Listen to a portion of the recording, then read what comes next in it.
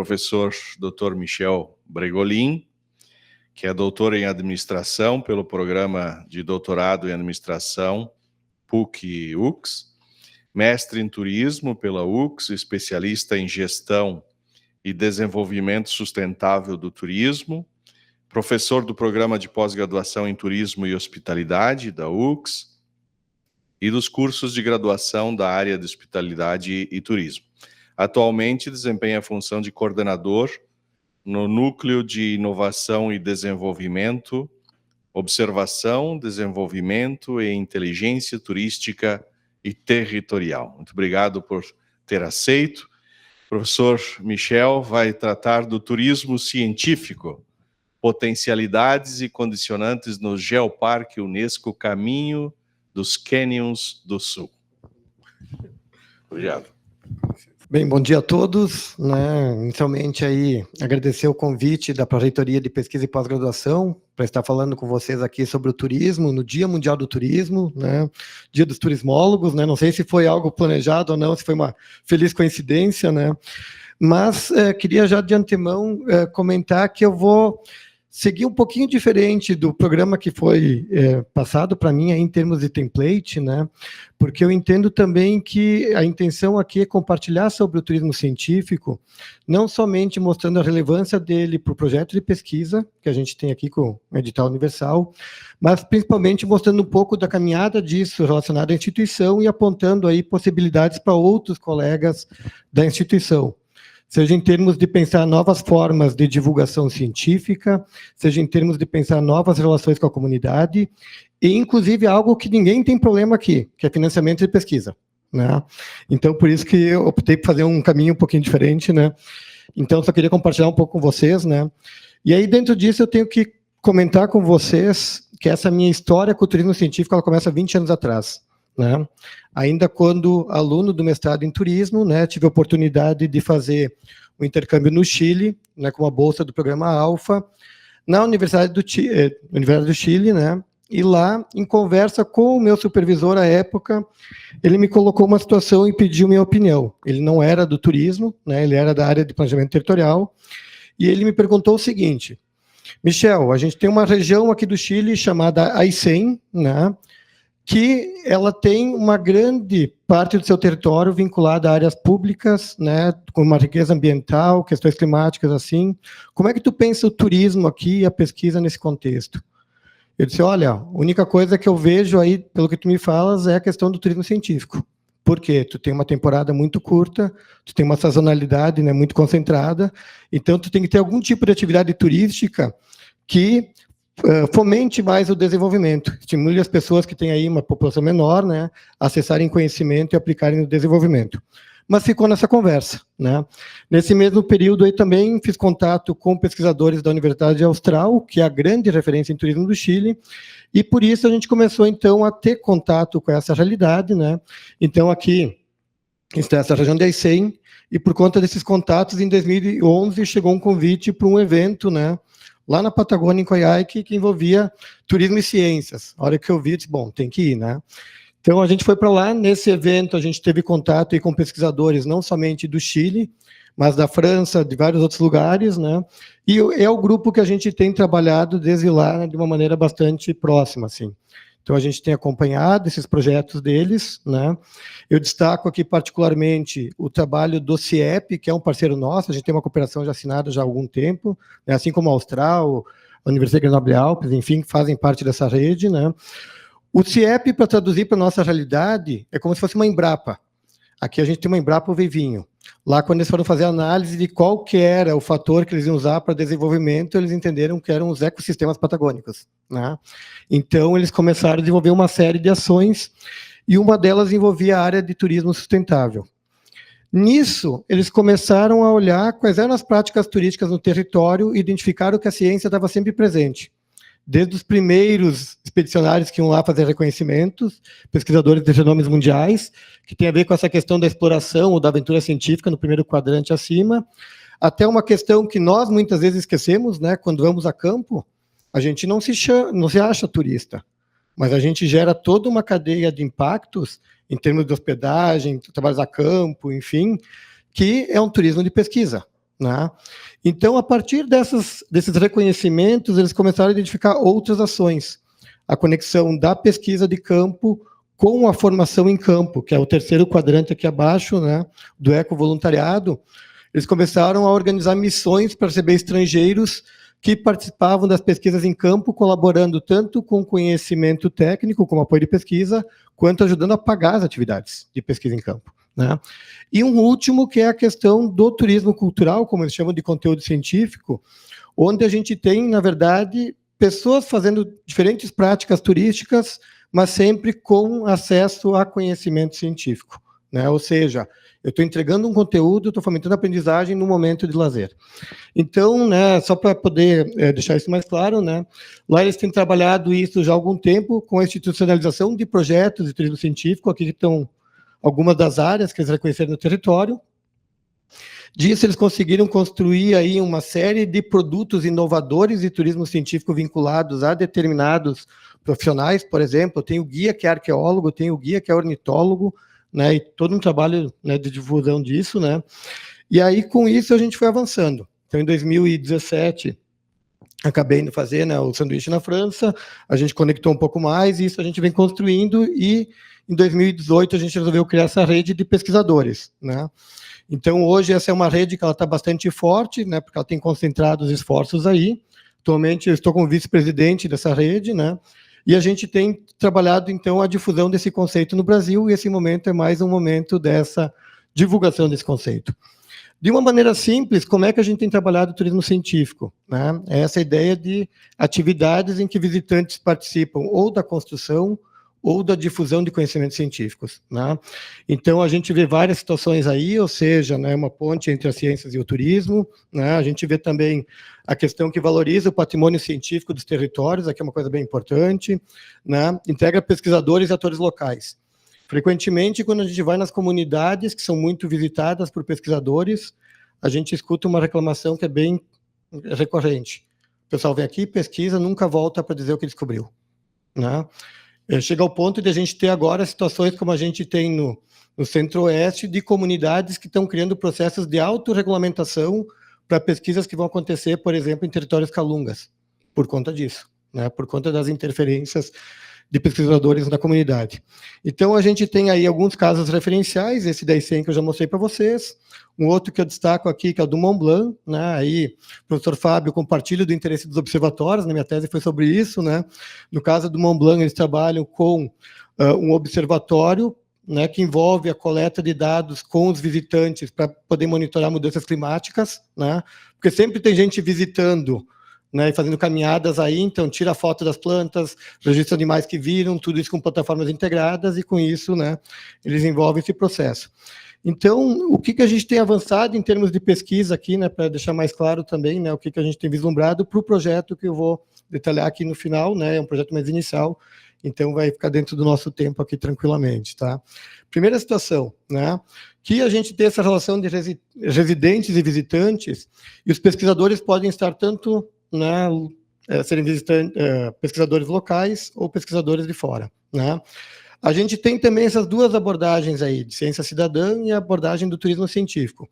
O que a gente tem nos dois casos que eu mostrei para vocês é que hoje, por exemplo, a gente tem projetos de turismo científico dessas duas instituições que iniciaram por caminhos diferentes, mas que estão trabalhando a mesma situação. Um com uma orientação mais de mercado, com os operadores de turismo e que chega na comunidade, e o outro que começou pela comunidade e agora chega, né, no turismo.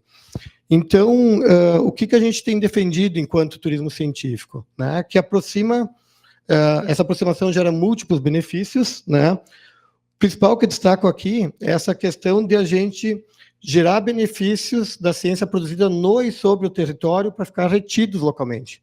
Ou seja, quando a gente for perguntar para alguém o que é interessante daquele lugar, que a pessoa também reconheça outros elementos em termos de patrimônio, além do que ela pode falar de natureza ou de cultura da maneira mais geral, né, que a gente tem. Ou seja, que ela reconheça a ciência como algo produzido aí, que faça parte da identidade e caracterize esse lugar. Então, só para reflexão, vou passar muito rapidamente isso, né? Turismo científico no Brasil, a gente tem um mundo para trabalhar, né? Porque a gente ainda não se reconhece enquanto turismo científico. A gente tem, né, nessa pesquisa que a gente fez em 2019, que a gente apresentou no Canadá, né, um primeiro olhar sobre vários projetos que envolvem espécies ameaçadas que são práticas de turismo científico. Vou pegar um exemplo que chocou todo mundo lá fora. Se pensava em turismo científico como de baixa escala. O Tamar recebe 2 milhões de visitantes por ano. O Tamar surgiu a partir de uma ação de campo do pessoal da FURG, que ficou incomodado com a situação da relação, né, dos pescadores com, né, as tartarugas. Hoje, os pescadores com pesquisadores desenvolvem anzóis, criam esquemas diferentes para pescar e fornecem, inclusive, né, a explicação disso para o visitante nas suas bases, né.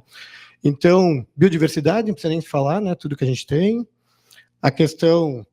Aí vem um cruzamento com a questão legal, né, gente? 49,8% do nosso território tem algum tipo de definição legal que impossibilita um uso mais direto.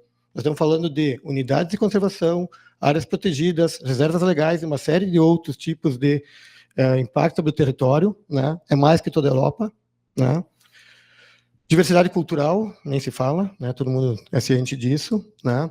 E por isso a gente tem avançado bastante. No ano passado a gente teve um ano muito importante para nós em termos de divulgação da UX, né, da própria rede, né, seja pela questão do envolvimento com as trilhas de longo curso, né, que a gente tem trabalhado já no ano passado. Agora temos um segundo evento em novembro, com quase 3 mil pessoas. No ano passado o seminário que a gente fez tinha 400 pessoas em todo o Brasil, que aí pega o pessoal da biodiversidade. Com a Unirio, a Fiocruz, né, a Casa da Ciência do FRJ, a gente também fez esse evento grande no Rio, que pegou mais pesquisadores que trabalham em turismo científico em contextos urbanos e instituições de pesquisa, e a gente tem trabalhado também com o pessoal dos geoparques, né. Estamos com uma chamada que a gente está fechando agora para a Rosa dos Ventos, para mapear isso em todo o continente americano. E aí eu chego na questão do projeto, né, deixei mais para o final, porque ele é um projeto mais inicial, mas ele vem conversando com toda essa trajetória aí, porque a gente também não reconhecia a geodiversidade como, né, um recurso que a gente tem para turismo.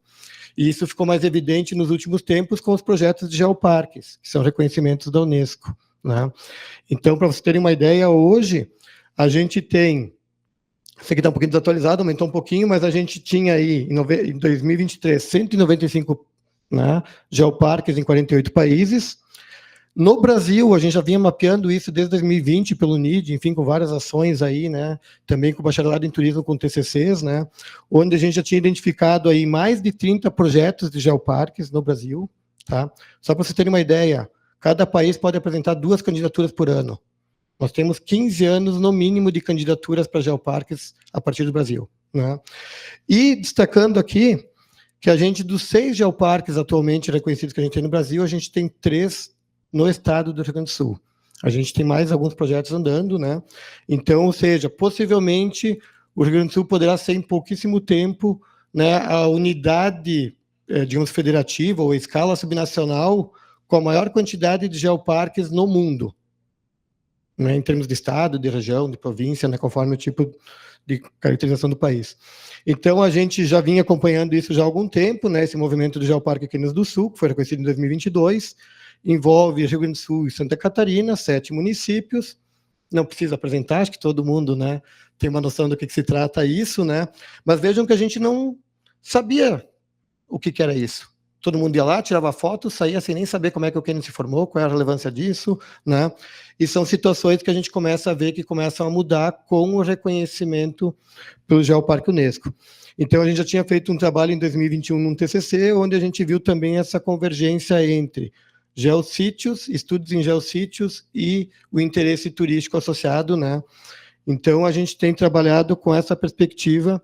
Aqui a gente fez uma tradução aí do francês, do espanhol, da mediação, mas a gente está achando que não é a melhor palavra, ainda a gente está, né, adequando isso, mas basicamente, como é que a gente traduz o geologuês, por exemplo, todas as outras linguagens que estão aí, para que a pessoa, na sua visita, né, possa incorporar isso. Qual a importância disso, né? Vocês devem estar achando que geoparque é uma maravilha. Eu, particularmente, sou meio desconfiado, né? Por quê? Aumentar a visibilidade sem ter sustentação de uma base põe mais pressão sobre esses geossítios, né?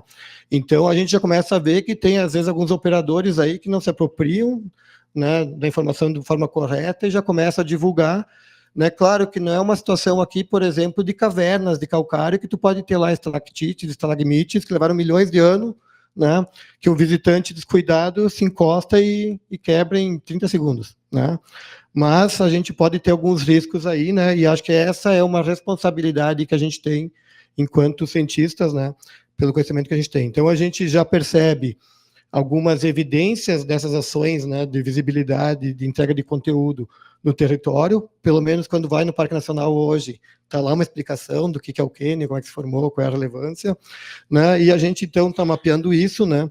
É um projeto de pesquisa que conta agora com financiamento do edital universal, né, a gente aprovou no ano passado, envolve 3 pesquisadores, a professora Laura Rudzevics, que é da Universidade Federal de Pelotas, fez o pós-doutorado aqui no Direito, né, pós-doutorado em Direito Ambiental, que trabalha com esses temas de geodiversidade, geoturismo e turismo, né, o professor Fábio Burlon, né, que é a referência em turismo científico, né, ambos são pesquisadores visitantes do NID, a gente vem trabalhando bastante tempo, né, então a gente tem como metas aqui, para 2024, né, a submissão de um artigo, conectando essas questões, né, estabelecendo essa relação turismo científico em geoparques, que era algo que não estava tão bem delimitado, né? Vamos fazer agora em novembro uma missão para a ICEM, né? Para a gente poder, então, ver a campo como é que tem trabalhado isso, conversar com os operadores, conversar com o CIEP, né? Entender melhor as diferentes perspectivas, não somente de quem propôs o projeto, mas de quem acompanhou, de quem esteve na ponta, né?